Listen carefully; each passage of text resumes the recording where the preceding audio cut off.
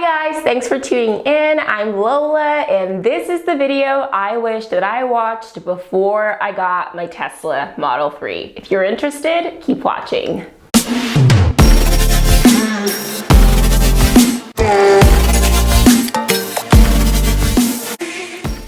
Little disclaimer here, I'm not in any way, shape, or form a Tesla expert. This is simply me living in Texas and having owned a Tesla for 6 months.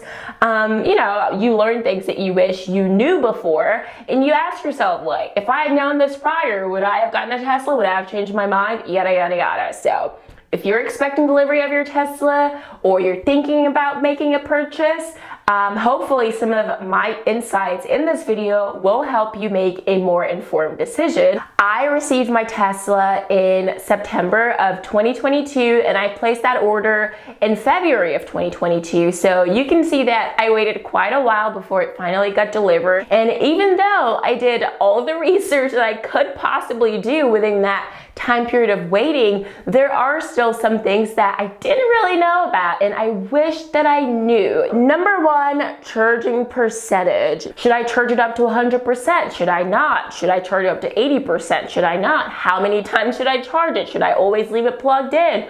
Oh my God, there's just so many things that are just all up in the air and you don't really know what to do. And the thing about the Tesla website is even though they still put all the directions and information on there, you will still hear a lot of different opinions on what you should actually do.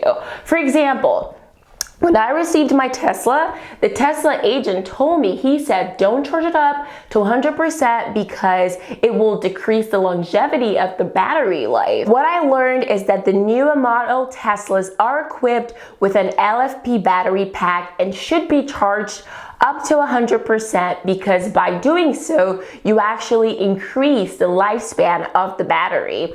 And here's how you can know if your Tesla comes with an LFP battery pack. You go to the controls, you click on software, and you click on additional vehicle information. And if your Tesla comes with an LFP battery pack, Tesla recommends that you keep your charge limit to 100% even for daily use and that you should at least fully charge it up to 100% once a week.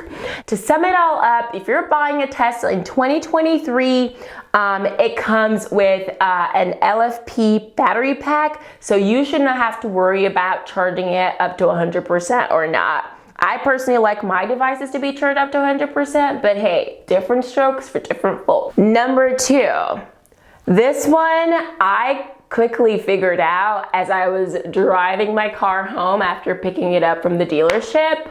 You can feel literally every bump in the car. They're not as sturdy as other cars. Before I got my Tesla, I drove a Nissan Altima, and when I tell you it was solid, this thing was solid. Teslas feel very delicate. It kind of feels a little bit flimsy, and so you have to be really, really careful when you drive.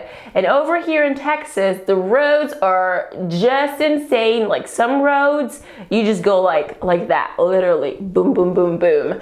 Insurance and driving score. Before I took delivery of my Tesla, I really was worried about what insurance should I get. Should I go with Tesla's insurance or should I get another insurance? Here's the thing that I've learned about research. Just because something works for X doesn't mean it's gonna work for you. People in my life who own Teslas didn't necessarily use Tesla's insurance because they felt like they could get a better deal at their already existing insurance. And if there's so many personal factors that affect what rate you pay for your insurance, going with all the advice that other people gave me didn't really give me the best rates.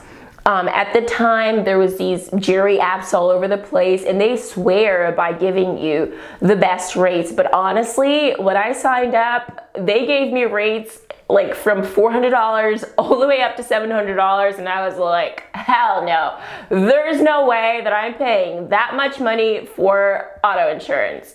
No, sir. Your Tesla insurance premium is determined based on what you drive, the address you provide, and how many miles you drive. Every month, they combine your daily safety scores into a 30-day mileage weighted average to calculate the safety score, and then they use that to update, how much premium that you're going to end up paying. It is predicting that my safety score for next month will be 65 and my premium will be 230. Since filming this video, I just realized that unfortunately, Tesla's insurance is only available in select states, and so you may not have access to it depending on where you're located. The battle for charging spots. Oh my God, this one is crazy. Let me tell you a little story. So when I got my Tesla, I lived in an apartment, and this apartment had about 100 flats, but it only had 2 EV charging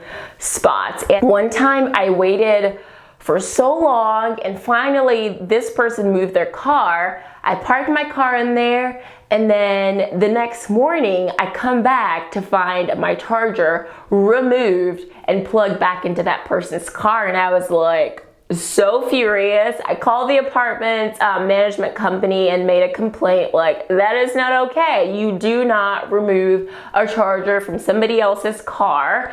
Now, I don't know if this is a crime, but I just feel like there should be some type of moral conduct that you just don't do that. When you left your car plugged in there for days, nobody removed it, but now you're gonna come remove mine? Don't mess with me. Number 5, master the car wash setting. One of the things that I quickly learned about the Tesla is even though it comes with this ginormous screen on it and it is super futuristic and a lot of things are automated, it doesn't mean that your brain is really going to learn how to do these things, because to be honest, you're either an iPhone person or an Android person. The Tesla interface is nothing like the two. It's its own thing, and you really have to do a deep dive to search to find what it is you're looking for. Many times when I've gone to the car wash, the drive-through car wash, you can't just drive through. You have to put the car on car wash mode.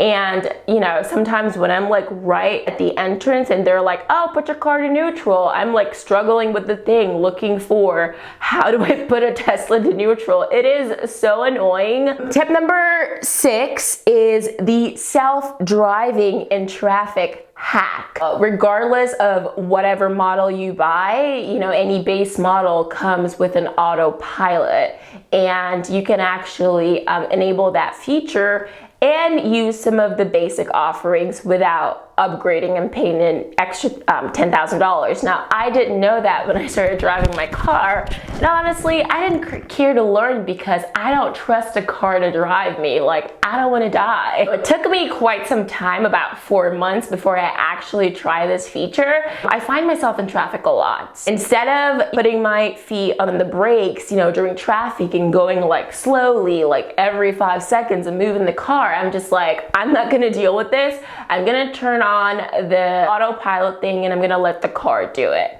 And honestly, that helps me a lot, because when you are driving a Tesla in traffic, you will brake a lot and you will swerve a lot, and those things can really affect your safety score. But if you put on autopilot and you let the car do its thing for you, it will not impact your safety score, so you can actually keep your safety score pretty pristine and let the car do its thing. I mean, that's the whole point of owning a Tesla, isn't it? The last tip on my list is the roof. I mean, that is one of the beauty of owning a Tesla, the aesthetics, the roof. When you're driving, you can see the clouds. It's really beautiful, don't get me wrong. But if you live in a city like Texas, where we have 90-degree summers in really hot and humid weather, having the sun, right on your head when you're on the highway is not the best. So I obviously did my research, went on Amazon. I found this cover thing that you could have installed in your car, and not gonna lie, I felt so stupid installing it, because I'm like, you're gonna pay this much money for a car and they didn't, factor this into consideration. I haven't really dived deep into it, but this just happened recently. I thought I would be eligible to receive a tax refund because they say on their website you get an up to $7,500 tax incentive when you purchase a Model 3, and I thought I would be eligible to fill out the Form 8936 and it attaches to my returns, but upon asking my tax attorney, she said the Tesla Model 3 hit the manufacturing limit of 200K or more cars, and so this make and model is no longer eligible for the tax credit. And honestly, I believe that, because if you drive out today, everybody and their mom drives a Tesla, and so it is understandable that they no longer offer that tax credit. All right, that is all I have for you today. I welcome your opinions, your comments, inquiries, anything. Leave it in the comment section below, and I hope you'll subscribe and join me in this journey of YouTubing while sharing valuable insights on tech, trends, consulting, career tips, lifestyle, all the good stuff, okay? Catch you in the next one.